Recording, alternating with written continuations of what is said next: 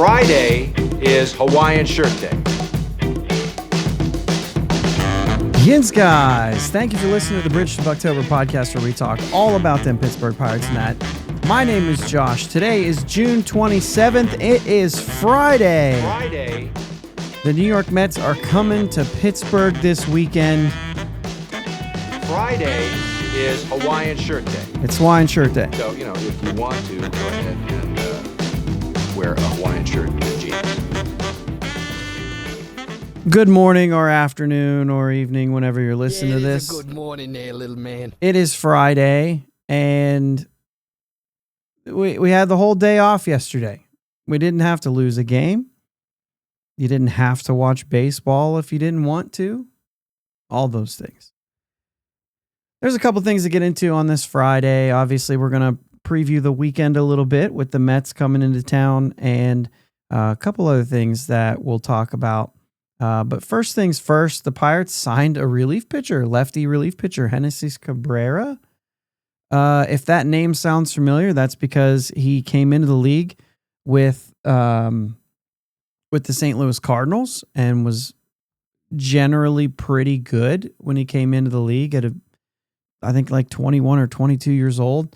And he's been around a little bit. I think he's 28 now at this time, so you can do the math to take it back to see when he came up. But he's a guy that's been around for a while. He's also pitched against the Pirates twice this year.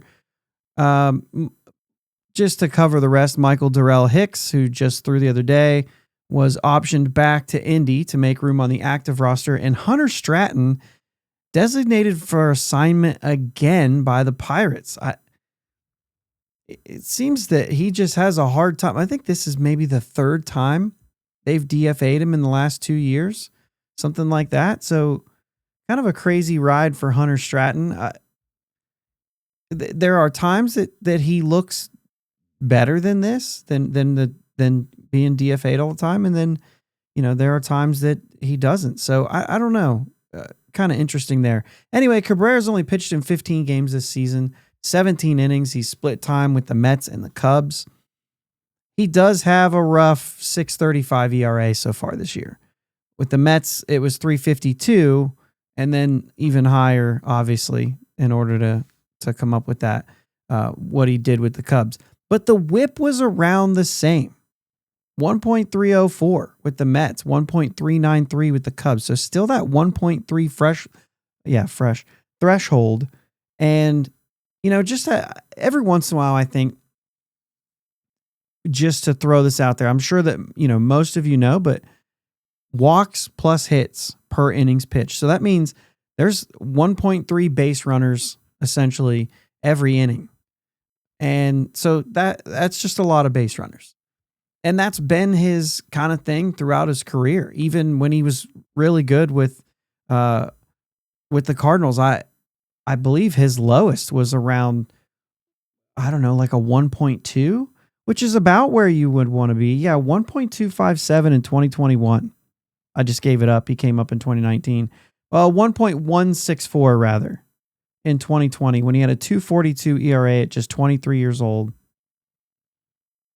It still was heavy. 6.4 walks per 9. He just struck out 12.9. I mean, which is ridiculous. And that's who he was. It's been a little bit of that. Spent some time with Toronto and obviously the Mets and Chicago. He was with the Cardinals up until 23. And it just progressively gotten worse. But then when he went to Toronto, it got better. And then, it kind of bounced around.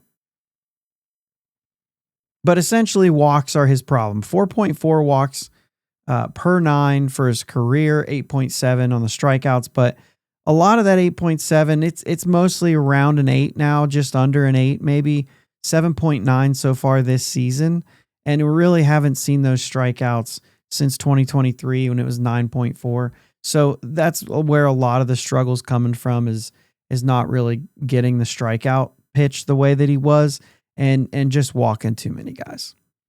Yeah, he's pitched against the Pirates twice this year, once with each team, 3 scoreless innings, 2 walks, 4 strikeouts, a couple hits. Overall, I guess I don't hate this.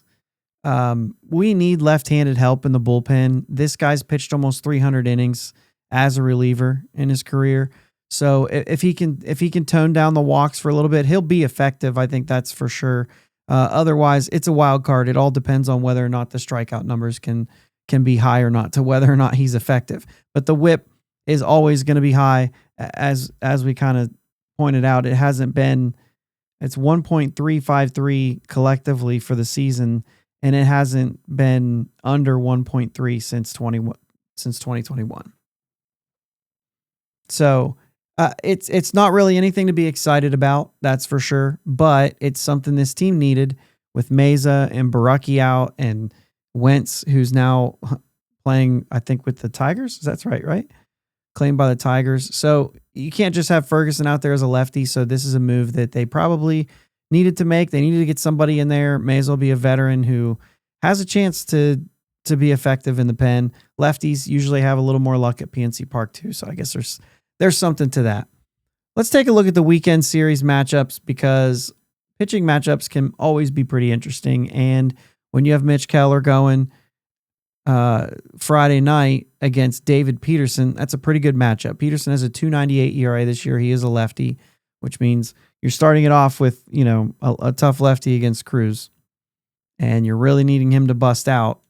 Hitting off a tough lefty would be the way to do that.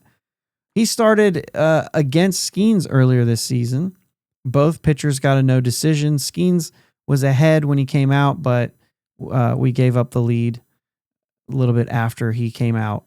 David Peterson also, I think he gave up 2 runs. Skeens 1, something like that. Oh yeah, 6 innings pitched, 5 hits, 2 runs, 3 walks, 7 strikeouts. That was the game that IKF homered after meeting Steve Kiner. I think it's Steve Kiner, Ralph's son. Remember that? That was a really cool day. And then IKF ends up hitting his first home run of the year and all that stuff. So Mitch Keller threw 7 innings against Kodai Senga in that same series in New York. 7 pitches, 5 hits, 2 runs, a walk, and 8 strikeouts. He actually lost that game. One of the many that he's thrown a quality start and lost. Gave up a home run to Brett Beatty. Saturday is Bailey Falter and Paul Blackburn. Paul Blackburn, 6.62 ERA. Hasn't pitched against the Pirates, but Falter did pitch against the Mets, and it was that weird game when he went 3 2/3 innings, 3 hits, no runs, but walked 5 guys and struck out 3, and then somehow shut out the Mets in the final game of that series that they lost, but they won that game. And as I said before, that's the game that Genesis Cabrera pitched 2 scoreless against the Pirates in that game. Sunday's matchup will be Mike Burrows versus Frankie Montas. And I forgot to look this up. Frankie Montas, it looks like he hasn't pitched yet this year at all. And he has got a 0 ERA and he's got no record. So he has pitched 5 innings. So I was wondering, because I didn't want to just say like he's making his season debut because it looked like it. But yeah, he pitched on the 24th against Atlanta. They lost the game, but he went 5 innings, gave up 3 hits, 3 walks, 5 strikeouts. So there you go. This is his second game this season for Frankie Montas. He's going to be going against Mike Burrows. So the Mets are still a first place team in the East. They're 48-34.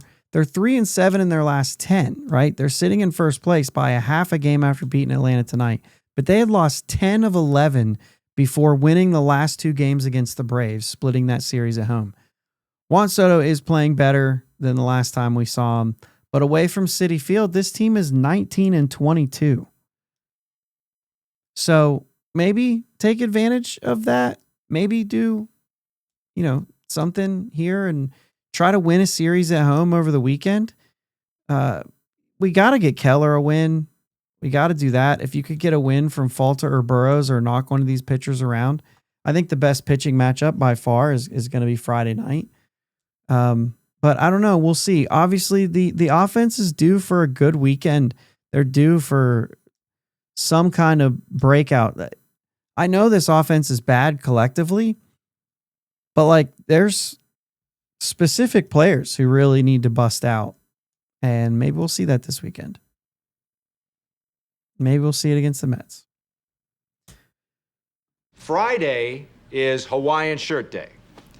So, if you want to, go ahead and wear a Hawaiian shirt and jeans. Had to get a drink there.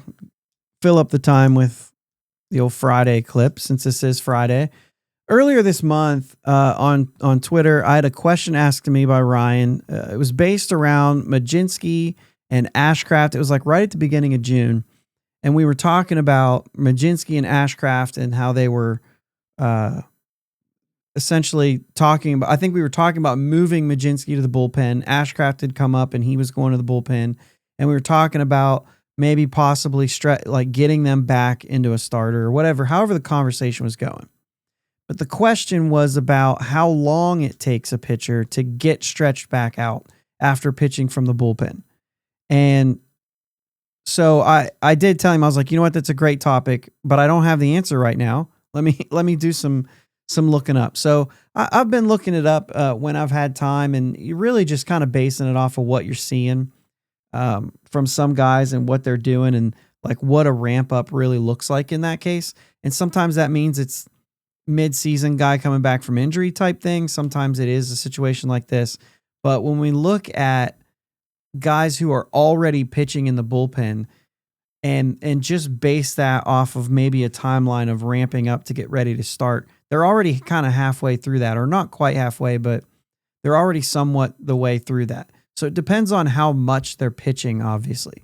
My best option, I would say, in this scenario would be do it in the offseason with your regular progression, off-season progression, and ramp up for the season and just prepare to be a starter. That is the easiest way to do it, to say, okay, I'm finished with the season. I'm going to do my rest. And then when I do my ramp up, I'm going to do it as if I'm starting to try to get to that point. Now, obviously, that never finishes until you're in spring training, but you get the idea. It's not always black and white like that. Ashcraft came up at the end of May. Since pitching in the bullpen, he's averaged 28 pitches per game pitched. Early, it was kind of every other outing. You had like 50 pitches, 15 pitches. It's in my notes here. 32 pitches, 15 pitches. And then a couple 18-pitch outings. The second one was 2 innings. It was just efficient. And his last 2 outings, one of them being the start that he had, he threw 40 and 35 pitches. So he's kind of in that, even though it's 28 pitches, that there's a couple lower pitch games in there. I would kind of consider him in that kind of 30 to maybe 45 pitch range right now where he's at. Mlodzinski's bullpen innings have been this month. He was stretched out as a starter. He was being sent down. The numbers on him, he's had four outings right now out of the bullpen, and they've been relatively high, 25, 46, 35, 51. So he's generally still throwing more pitches, but when he was starting, he was averaging around 76 pitches per game. So for him, it might be a little bit quicker than maybe Ashcraft, who might be a little bit further behind for a longer period of time even. So if you count these guys maybe in the 30 to 45 pitch range, or at least stretched out, like I said, in Ashcraft's case, maybe stretched out to do that, you can skip some of those early couple week things where you're not pitching in games and long toss and doing bullpen sessions so that you can control exactly when they come in and all that stuff. These guys are already in the position where they're already pitching in games. They're already pitching, 30 pitches, 30 to 40 pitches, somewhere around there, maybe a little bit more for Mlodzinski. So kind of the way that you would ramp up at this point would be getting them in like the 50 to 65 pitch range. And that's maybe 2 to 3 games if you can do it. So the thing is like, if you send these guys down to AAA to do it, it's way more controlled. It's way more scheduled. I want 1 week. I want to get them out there 2 times, maybe a week and a half, 3 times, something like that, and get them in that 50 to 65 pitch range. So long as everything goes well, you do that for 2 to 3 games, depending on how well it goes. If you see him up at 65 for a couple games, sure, let's move to the next step. because that's going to be getting them from the 65 to 75 range. But essentially, just get them to that point 2 to 3 times. You could do this at the major league level. You could do all of this for these two guys at the major league level, but it's a lot harder to control to say we're going to make sure you get 50 to 65 pitches and we're going to make sure that you get into 2 to 3 games this week. And the only reason for that is because you're also managing a game to try to win it, and it just might not line up, right? Or you have a starter who's going well, and it's like, well, but we had scheduled to put them in, and Donnie Kelly has shown he's not going to go with that kind of stuff. So this would be a lot easier to do in AAA, but that doesn't mean that it can't be done. At that point, after you get past that 65, 50 to 65, now it's pitching and going more and more. So 2 to 3 starts at 75, maybe going a little over 75, and then you're kind of moving on. At that point, you're also saying at the 75 pitch range, I would think, and I'm not 100% sure of this, but I would think you would want to do it on a schedule. So more than just, hey, we're going to schedule you to do this, but like, let's start getting you into that 4 days rest kind of thing. We're going to pitch you every 5 days if we can. That could be just being an opener and going. I mean, that 75 pitch range, that's like right where Majinski already was. So at that point, they could be a starter in the major leagues and go around 75 pitches. And you just have to rely a little bit more on your bullpen if those 75 pitches only get you through 4 innings. And so, but it's doable, certainly. In AAA, you literally just say you're in the rotation at that point. And you go, your 75 pitches. Like I said, 2 to 3 starts, and then you're basically ready to go. So I'd say at the end of the day, I have it written down here, probably based on that, I would say like 5 to 6 weeks on average it would take before you're a full-blown starter again. But really, it's that like maybe 3 to 4 weeks before you're ready to actually start in games. You're just not going to go deep. They're going to have that pitch limit on you to get stretched out so that you're not overdoing it. Some guys can go faster than that. Probably Majinski maybe is a lot closer to the 3-4 weeks range before he could do it. But I think that you would still ramp him up by putting him more on a schedule. You could do that by doing the piggyback roll. That's what they've been doing a little bit. And you certainly could do that kind of stuff. Some guys might be a little bit slower. If you notice I'm getting to that 70 pitch range. If you remember Carmen Majinski at the beginning of the year, I remember on one of our shows, I said when he gets to 40 pitches, he starts losing the command and losing the velo. And then that changed. It started to get much higher. Some starts he would go out there and he was strong the whole way through. Some starts after 50, 60 pitches, you would start to see some location misses and things like that. So, with every pitcher, it's going to be a little bit different in that case. And so I would say generally 5 to 6 weeks. Guy like Majinski, who's already more stretched out, could shorten that up a little bit. But also, you got to watch how they pitch and watch how they do things. So I thought this was a really interesting question and something that I actually didn't know the timetable on that. So I'm glad that we kind of have an understanding of that. If you have a different opinion, I'd love to see it in the comments on YouTube, or if you're watching this, or Spotify, or hit me up on Twitter or whatever. Ryan, I hope that answers the question. Sorry it took me so long to get there, but we might be back at that point. We're getting close to trade time. If any of these pitchers are dealt, then we may be looking at this and how long it's going to take to get these guys back and going. And if it takes as much as 5 weeks, you might be seeing Harrington on a trip up here. You might be seeing, Bubba Chandler on an early call up. Harrington's easy because he's on the 40-man, but you hope that Bubba Chandler figures it out and he's able to make an appearance here so that you're not just like waiting around or doing, using half your bullpen up for guys who are doing piggybacks. But anyway, thought it was an interesting question. Thought we'd do that. Mitch Keller, David Peterson tonight. Friday. Jake and I will be at the game Saturday, so long as everything goes well. If you're going to be at the game, hit us up on Twitter, Instagram, something like that. Facebook, we'd get that too. And who knows if there's a rain delay, which there might be. Maybe we'll have plenty of time to hang out. So let us know if you're going to be there Saturday. but we're both going to be there. Jake's going to be in town. So enjoy your Friday. Enjoy your weekend. Have a great weekend.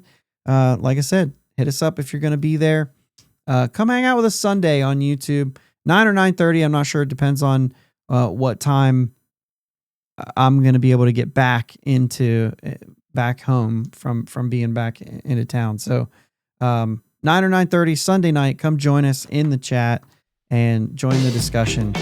Let's go Bucs. Get Mitch Keller a win tonight, for crying out loud, guys. Let's go Bucs. Thanks for listening to the Bridge to Buctober podcast. Subscribing to your platform of choice is the best way to be notified for new episodes. And now, new episodes every weekday. Remember, live shows with my dad and Uncle Jake are Sundays at 9 p.m. Subscribe to the YouTube channel and join them in the live chat every Sunday. Follow them on Twitter, Facebook, and Instagram at Bridge2 Buctober. Clear the deck, cannonball coming, and let's go Bucs. You want my head to explode? In the name of all that is good and decent, no more for today!